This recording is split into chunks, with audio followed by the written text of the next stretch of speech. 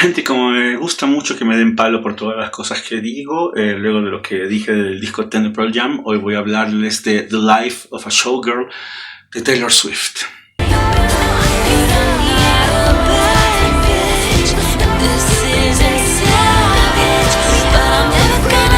Voy a tratar de hacer este video de corrido, sin cortes. Vamos a ver si me sale, porque eso también me va a ahorrar mucho en edición y me ayudaría a ahorrar ese tiempo ahora, pero me gusta hacer estos videos. A ver, ¿qué puedo decir ahorita para que me odien alrededor de The Life of a Showgirl, el último disco publicado de Taylor Swift? Pues nada malo en realidad. Yo siento que es un buen disco, es un disco disfrutable, es un disco como un día soleado, como por ejemplo ahora en este momento que estoy grabando aquí en Quito, tomando en cuenta que está lloviendo todos los días a cada rato, ahora salió el sol y está hermoso. Es solo eso, ahí va un primer corte, perdón. Pero es solo eso, es un disco que te haces, lo disfrutas, lo sientes bien, está muy bien estructurada las canciones, funciona a nivel de una concepción y una construcción de pop muy bien elaborada, gente que sabe lo que hace, pero no es más que eso. No quiero decir que sea malo, es más, es muy bueno, se lo puede disfrutar, pero lo puedes disfrutar, no siento que haya nada más. Es probable que tenga que ver con el hecho de que Taylor Swift no me está diciendo a mí nada. Puede ser un tema de la edad, puede ser un tema de que me gustan otras cosas. No sé si es el tema de la edad necesariamente, al menos para mi lado, porque yo siempre trato de ser una persona muy curiosa de todo lo que está pasando. Creo que es importante que mientras más vamos creciendo sigamos tratando de indagar qué es lo que está sonando actualmente y tratar de encontrarle algo que conecte con nosotros o tratar de entender por qué conecta con mucha gente, así como en nuestra adolescencia y primera adultez conectaban otras cosas con nosotros y no con la generación superior. Yo creo que hay que ser mejores de los que vinieron antes que nosotros. Entonces, no sé necesariamente, o mejor dicho, reconozco que Taylor Swift no me dice nada a mí concretamente, pero eso no sé si sea necesariamente un problema. Igual puedo escucharla, igual puedo entender las cosas que está haciendo, igual puedo entender su influencia en un montón de artistas que están ahora rompiéndola, y que algunas me dicen muchas más cosas, ¿no? O sea, yo puedo escuchar el Sour y el Guts de Olivia Rodrigo y disfrutarlo de cabo a rabo y volverlos a poner cuando se acaban, porque son increíbles, así como lo que hace Chappell Roan, pero Taylor Swift es otra cosa, al menos en este disco es otra cosa. No he indagado muchísimo en su discografía como para decir, sé muy bien por dónde los secretos de Taylor y puedo decir cómo funcionan. Hay hasta videos muy graciosos en YouTube de comediantes hablando de cómo crean canciones artistas y cuando hablan de las canciones de Taylor Swift, pues dan en el clavo. Yo creo que ese clavo es lo que también hace, no predecible, pero sí disfrutable y nada más este disco. Y está bien, porque eso es lo que busca, un buen disco que a la gente le guste. Y dio en el clavo ella ahora. Estoy saliendo de algo de la garganta, perdón. Entonces, este vendría a ser el disco número 12 de Taylor Swift. El 12 sin contar estos otros discos que ella tuvo que rehacerlos porque el imbécil Scooter Brown no le daba finalmente los permisos, no le daba los masters para que ella sea la propietaria de sus propios masters. Entonces esa es una historia que no voy a contar ahora, pero los fanáticos de ella ya lo saben. Y en síntesis es que su disquera anterior se portaron muy mal. Alguien compró esos masters y simplemente se adueñó. Judicialmente ya lo arregló con los años, pero eso significó que ella volviera a hacer alguno de los discos que ella había hecho y aparecieron estas Taylor's Version, estas versiones de Taylor de discos que ella había lanzado. Fuera de estos discos, ella ha hecho 12 trabajos y es un montón en todos los años que ella lleva vigente, que son 20, un poco más, un poco menos. Y es una carrera que ha ido creciendo. Todo lo que pasó en el 2024 con The Eras 2023-2024 creo, con el Eras Tour, pues fue impresionante en todos lados. Hay gente que de Ecuador se fue a los países cercanos que ella vino a dar los shows de la gira, fue a verla una, dos veces. O sea, hay un nivel de compenetración con su obra a una generación que también permite llamarnos la atención, y eso es lo que creo que nos debería llevar a tratar de indagar qué pasa con esa música. Y en medio de lo que ella estaba haciendo el tour, empezó a grabar este disco, que vendría a ser la continuación del ¿cómo es? Torture Poets Department, que era el disco anterior, que no le he dado mucha bola, no podría decir nada bueno ni nada malo, me parece que está bien. Pero este aquí tiene, que lo he escuchado 800 millones de veces, lo cual creo que en dinero de Spotify eso le debe representar al Taylor Swift $1,3, pero algo es algo. Aquí entramos en otro terreno, yo diría, en comparación al anterior y en comparación a muchas cosas que han ido pasando en su carrera. Aquí creo que este disco es un parteaguas por ciertos conceptos y ciertas dinámicas de producción, ¿ya? Ella grabó este disco en medio de la gira, tenía espacios vacíos e iba a Suecia a grabar con los productores Max Martin y Shellback, que no son gente cualquier cosa. O sea, Max Martin ha sido productor y coescritor de esa maravilla pop que es Oops, I Did It Again, y esa cosa que es probablemente una canción pop enviada por los dioses, que es I Want It That Way de los Backstreet Boys. O sea, ese es el nivel de colaboradores de Taylor Swift, ¿ya? Y Shellback también es los dos son suecos, entonces Shellback también es un gran productor, conocido también por éxitos con un montón de artistas, Pink, y se me fueron todos de la cabeza ahorita, pero bueno, el tema es, ella comenzó a trabajar con ellos, con quienes ya había colaborado en otros discos anteriores, creo que en Red y en 1989, discos anteriores de Taylor. Ella ya había colaborado, pero a diferencia de esas colaboraciones anteriores que tenían que ver con canciones en específico, ya que eran discos producidos por un montón de gente, The Life of a Showgirl es un disco íntegramente producido en su totalidad, digamos, por los tres, Taylor y los dos suecos, Max Martin y Shellback. Eso da un margen de entendimiento a lo que está sucediendo ahí. Es decir, se siente un disco orgánico, pese a todo, porque tiene problemas, ya voy a hablar de eso, no se enojen, es así la vida. Tiene problemas, sí, pero tiene cosas maravillosas también. Maravillosas en el sentido de que tanto ella como sus dos coproductores entienden lo que quieren hacer y entienden el pop que quieren hacer.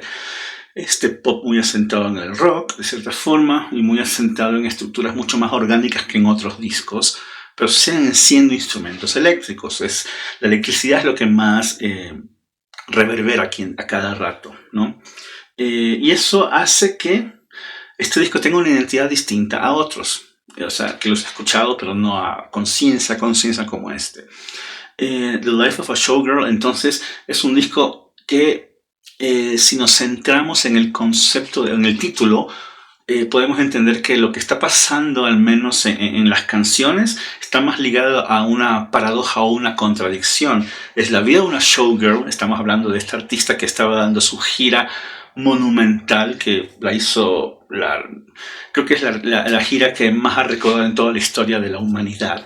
Entonces tenemos esta figura pública, que alguna gente se burla de cómo baila en los shows o lo que sea, que ha conectado con un montón de gente, es decir, tiene este lado de espectáculo, este lado de showgirl, de estar en escena, pero al mismo tiempo tiene este otro lado que es lo que no vemos, y creo que el disco va por ahí, por eso la paradoja. The Life of a Showgirl no nos está mostrando el glamour, nos está mostrando todo lo que hay detrás de bambalinas, y creo que el sonido aporta muchísimo a esa idea. No es un disco conceptual, ojo, solamente es un disco, solamente esto lo digo por cuál es la construcción a nivel de concepto de las canciones, es de donde parten.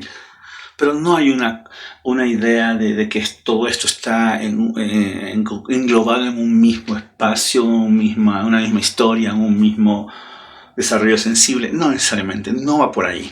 Pero sí permite entender cuál es la vocación de estas canciones, que como siempre ha sido su trabajo, su trabajo compositivo está muy enfocado en cómo hace sentido y la manera en que cómo ella hace sentido impacta a sus oyentes, ¿no? Mayoritariamente mujeres, estoy siendo absurdo esto, pero más se ven mujeres gritando en los shows de ella, ¿no? Entonces, pero lo que voy es, hay un punto de relación, de identificación, eso es. Y yo creo que ese punto de identificación que quizás se ha roto un poco en este disco, porque apenas salió un montón de críticas por parte de fanáticos hablando de dónde está esta chica, esta mujer que estaba enfocada en demostrar que se puede, las mujeres pueden solas, no necesitamos a nadie, etcétera, etcétera. a cómo lidiar con el corazón roto y cómo enfrentarse a que esa persona que te hizo daño no te siga haciendo daño con el paso del tiempo, es decir, que no te deje adolorida, no te deje mal, etcétera, etcétera. Estoy simplificando a niveles abrumadoramente malos toda la bibliografía de Taylor Swift, por decirlo así. Entonces, pero aquí en este disco, en cambio, es una posición que muchos han ligado a la idea de la mujer feliz por encontrar pareja y feliz porque se va a casar y va a hacer familia, etc. Que para muchos y muchas ha sido contradictorio frente a otras cosas que ya ha venido haciendo antes. No lo sé, siento que sea tan importante eso. Pero es importante sí que la gente discuta los discursos de cierta manera y si sus fanáticos lo hacen, pues mejor aún, deberíamos escucharlos a tratar de entender qué está pasando ahí. O sea, no siento que es un hate gratuito, siento que esas críticas tienen que ver con sentir que la persona que te venía diciendo algo te está diciendo algo que suena quizás a lo contrario. Y puedo entender eso. ¿Ya? Ahora, el disco por sí solo, como les decía hace un momento, es una aventura de pop, una aventura que incluye elementos del rock. Incluso hay una canción que, si no me equivoco, es Actually Romantic, que toma los acordes de Where's My Mind de Pixies, los toma. No estoy tan seguro si sea en la misma escala, por decirlo así, ¿no? en la misma tonalidad, pero es la misma forma del acorde y ella un poco lo rompe con la melodía, entonces ya no es plagio, pero al menos es un ejercicio de referencia muy claro y evidente para quienes conocen algo más de música.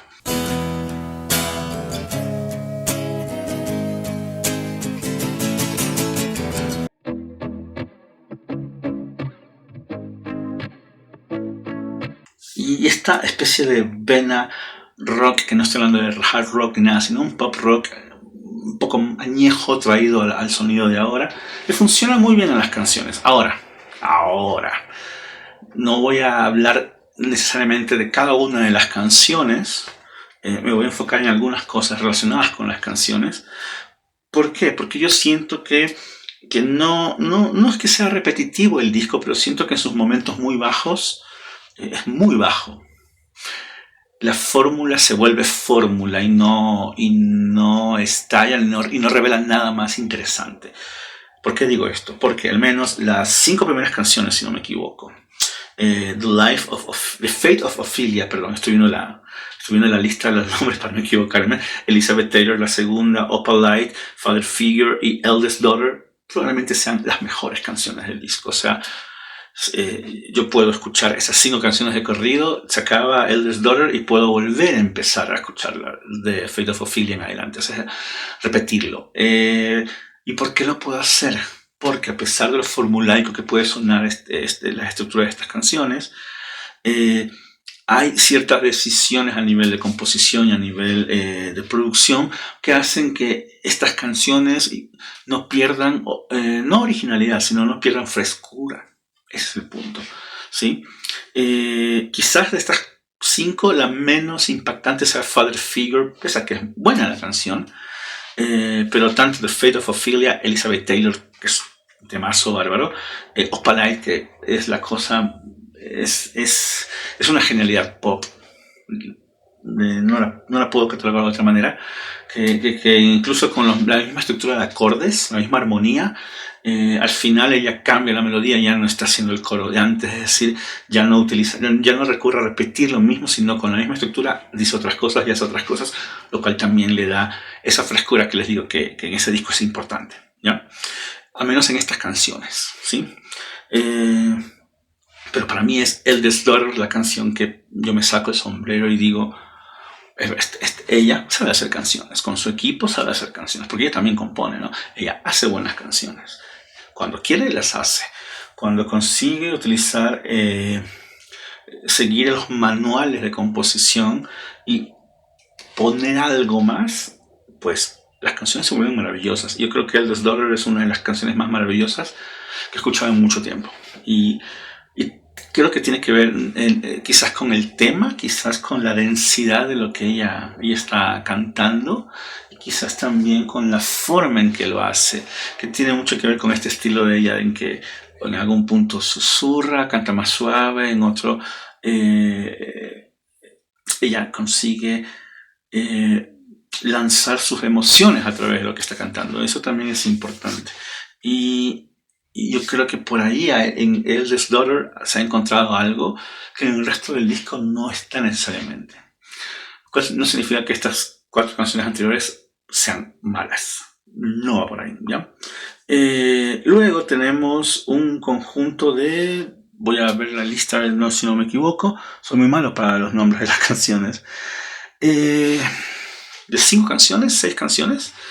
Round the Friendship, Actually Romantic, que es la que les digo que se parece a estructura de acordes de Where's My Mind, Wishlist, Wood, Cancel y Honey. Sí, son 6 canciones. Que no es que están mal, pero no tienen ese nivel de frescura que tienen las otras. Se hacen muy predecibles. Entonces las escuchas, está bien, qué bacán. Estoy caminando bajo el sol en un día que está todo despejado, está todo bacán, se acabó, listo, voy a entrar a este local a hacer lo que tengo que hacer y se acabó el sol. Así se siente, ¿ya? Y eso es un problema. Para mí no lo es. O sea, si un disco me ofrece 5 canciones geniales, pues yo lo disfruto y lo escucho, ¿ya? Y no es que sean no que sean malas las canciones, sino que frente a las 5 anteriores sí es un tropiezo, porque como les digo, se vuelven tan predecibles que uno puede hasta adivinar qué es lo que va a venir sin necesidad de escuchar varias veces la canción. Es decir, aquí tendría que hacer esto. Y eso pasa. Entonces, son los puntos más bajos de las canciones. El tema es que son 6, ¿no? El disco tiene 12 canciones y la mitad son impresionantes, de cierta forma. La otra mitad están bien, se puede escuchar, pero si puedo estar para seguir a la siguiente, lo hago. La última canción, The Life of a Showgirl, que es la que le da el título al disco, la canta con Sabrina Carpenter. Otra de esas artistas jóvenes que terminan siendo como deudoras o influenciadas por Swift. Es un buen tema. El disco cierra muy bien. El disco se levanta un montón con The Life of a Showgirl. Y eso creo que permite que la experiencia de escucharlo no sea tan terrible como puede parecer para muchas personas. Incluso yo he hablado con gente que es fanática de Taylor Swift y también sienten que hay un momento que las canciones bajan de calidad y luego repunta con la última canción. Y eso es un criterio que creo que está muy generalizado si nos ponemos a revisar la cantidad de escuchas que tiene el disco. O sea, Opalite y The Fate of Ophelia son las que tienen. Fate of Ophelia creo que tiene hasta casi 1.000 millones de escuchas en Spotify, una locura. Y la que le sigue es Opalite, que con 600.000 puede ser. De ahí el resto de 300 millones, 600 millones quise decir. Los otros van con 300 millones, 200 millones y van bajando. O sea, la gente se escucha, pero no las repite una y otra vez. Y el Life of a Showgirl sube un poco más. Porque el disco repunta y eso es un hecho. Es un hecho porque es la sensación que tenemos y también tratar de entender cómo estas dos voces, tanto de Taylor Swift como de Sabrina Carpenter, funcionan muy bien juntas. Y eso hace que la última canción tenga una fuerza que le permita al disco terminar en un buen punto, ¿sí? Entonces, The Life of a Showgirl es un mal disco. No. ¿Es una genialidad? Tampoco. Tiene una canción genial. Eldest Daughter es una genialidad, sí, la canción. Los discos no tienen por qué ser perfectos de cabo a rabo. Los discos deben tener momentos bajos, momentos en que todo se eleva, canciones que pueden ser transiciones y que son absurdas. Un disco puede tener temas que no sabemos qué estarán haciendo ahí, etcétera, etcétera, etcétera. El problema es cuando asumimos que un artista que nos guste, que amamos, va a ser todo perfecto. Siempre tenemos que defenderlo y decir que todo está bien. Y eso no nos convierte en mejores oyentes, que yo creo que en el fondo todos buscamos escuchar mejor lo que nos gusta y tratar también de dilucidar por qué no nos gusta esto de mi artista favorito. Eso es importante.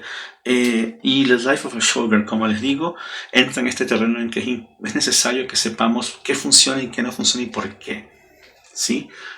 Si tenemos un disco que en sus 5 primeros temas y en el último nos ofrece una cosa maravillosa, pues yo creo que hay que celebrarlo. No es el mejor disco del mundo, no va a cambiarnos la cabeza, no nos va a ayudar a sentirnos mejor con nosotros mismos, pero nos va a permitir por lo menos eh, separarnos de lo que sucede a nuestro alrededor por un tiempo. Y eso es lo máximo y lo mejor que puede aspirar a un disco en este momento, pues de cierta forma sí. Y eso no es un problema, eso es un hecho también. Entonces, The Life of a Showgirl entra en ese terreno en que si no te gusta Taylor Swift, vas a decir, ¿qué hago escuchando? ¿Por qué voy a escuchar Taylor Swift? Pues yo te recomendaría que lo hagas, al menos esas 5 primeras canciones, para entender ciertas dinámicas del pop contemporáneo, ciertos sonidos del pop contemporáneo, como hay muchas canciones que están movidas por un bajo mucho más funky que otras, qué sucede con estos sonidos de guitarra y por qué esta cosa funciona de esta forma, y por qué Opalite es un gran tema pop para bailar y moverte en una pista. Es importante que también escuchemos esas cosas nuevas y no solo quedarnos con lo que siempre escuchamos. Eso es, perdón, Life of a Showgirl, la mejor evidencia de que Taylor Swift es una genia de la música, no lo sé. Puede ser que ya sea una genia a nivel de negocios, con todas estas versiones deluxe que hace de sus discos de la Deluxe y que un mismo disco le va agregando una canción y lanza una versión nueva y fanático quiere tener todas las versiones y la man está llenando de dinero con el mismo disco. O sea, eso es un tema genial a nivel de marketing y eso no lo voy a negar. Pero a nivel, digamos, musical, ¿es la genio del siglo XXI? No lo sé. No me dice nada a mí ella, pero supongo que eventualmente todos podremos aceptar o descubrir alguna cosa que nos haga decir que ella es genio o no. Pero en este momento yo no me atrevo a decirlo, pues soy un tipo ya grande y ella no está en mi radar ni me está diciendo nada que yo considere que sea necesario tomarlo en cuenta y asumirlo como un statement o un manifiesto artístico. Todavía no lo encuentro. Entonces, pero eso solo, no es una crítica, es mi apreciación, ¿ok? Así que nos vemos y adiós.